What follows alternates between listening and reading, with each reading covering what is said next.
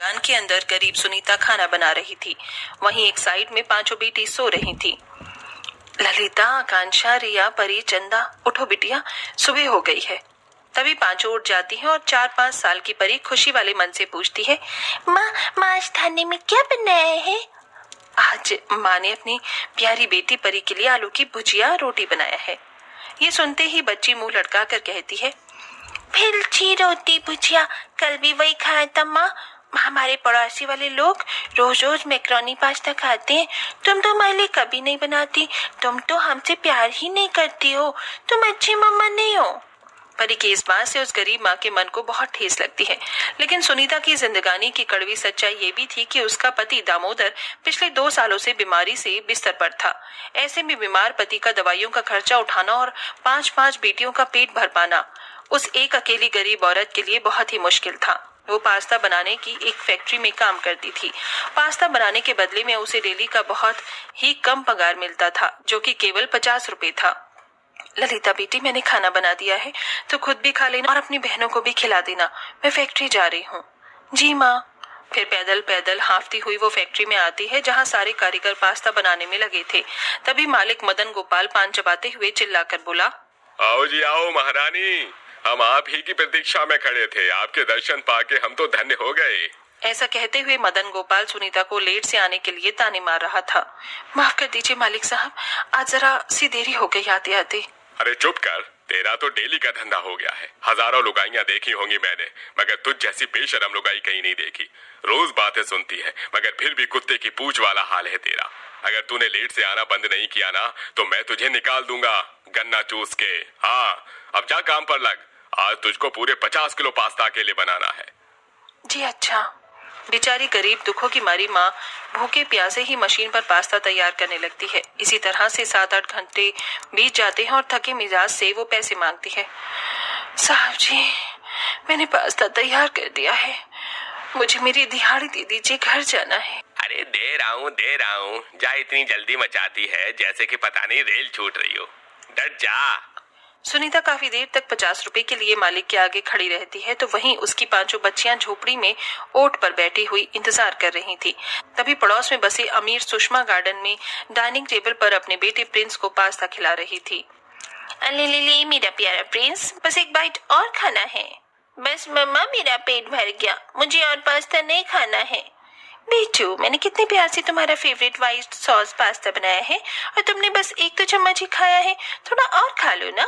तभी परी उनके दरवाजे के बाहर आस लगाए हुए खड़ी होकर लालच से देखने लगती है। ये पास्ता दिखने में कितना टेस्टी सा लग रहा है, काश मुझे खाने को मिल जाता। अमीरी गरीबी का फर्क भूलकर मासूम सी परी सुषमा के बिल्कुल पास आकर बोलती है, आंटी जी, अगर प्रिंस ये पास्ता नहीं खाएगा तो आप मुझे दे दो, मैंने कभी पास्ता नहीं खाया। तभी बच्चे की फटी पुरानी फ्रॉक और खाली पैर देखकर अमीर पड़ोसन सुषमा घिन करते हुए उसे भगाने लगती है। इस लड़की के शरीर में से कैसी कटर जैसी बदबू आ रही है। ए लड़की, तेरी गरीब माँ तुझको नहलवाती धुलाती नहीं है क्या? कितनी गंदी है री तू, चल जा मेरे घर से। डबडबाई आंखों से परी फिर से पास्ता खाने की इच्छा को दोहराती है। आंटी जी, आप मुझे पास्ता दे दो ना, प्लीज प्लीज दे दो ना, मैंने कभी नहीं खाया, मैं इसे खा लूंगी, बहुत भूख लगी है, मेरी माँ भी काम पर से नहीं आई है। लेकिन फिर भी उस पत्थर दिल औरत का दिल नहीं पिघलता। वो गुस्से में जोर से उसे धक्का मारती है। एक बार बोले पर समझ नहीं आता, चल जाए यहाँ से। तभी दौड़कर सुनीता बेटी को तड़पते हुए उठा लेती है। लालू, तू ठीक तो है? अरे ओ गरीब पड़ोसन, हद में रहे अपनी बेटी को।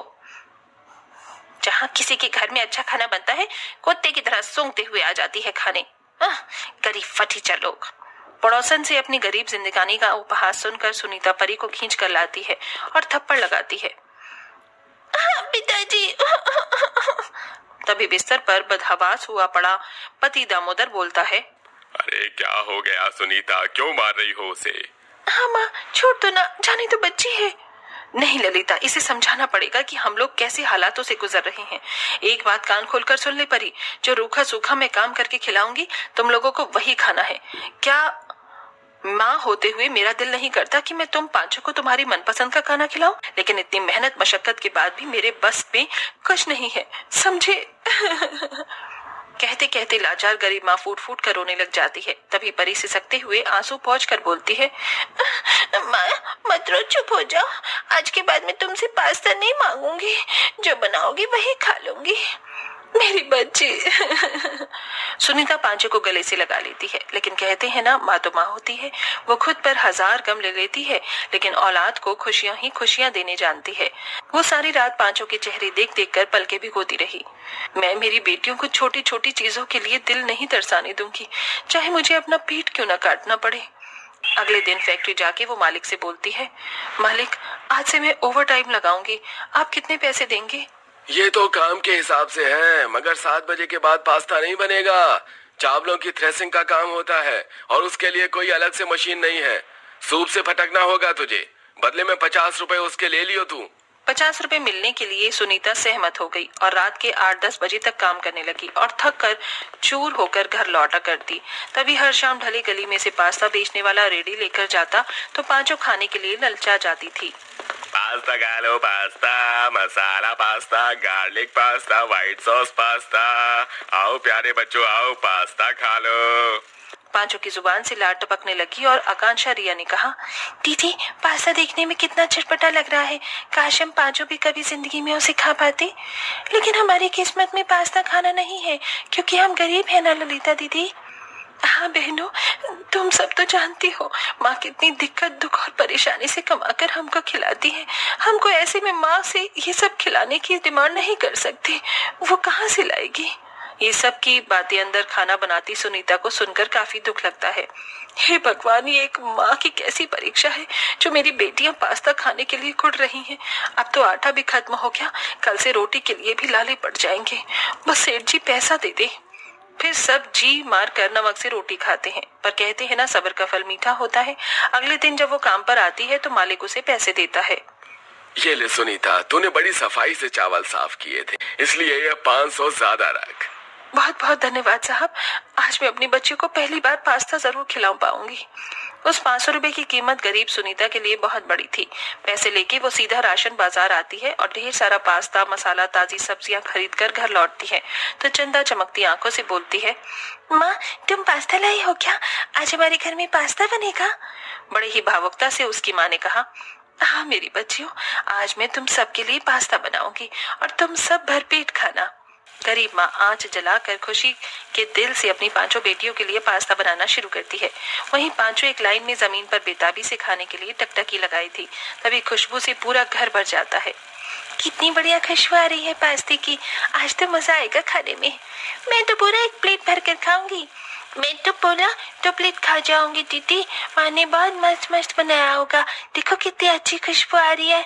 तभी मुस्कुराते हुए सुनीता सबको पास्ता परोसती है। पांचों खाने पर टूट पड़ती हैं। अरे वाह माँ, कितना मस्त पास्ता बनाया है तुमने, हमने जिंदगी में पहली बार पास्ता खाया है।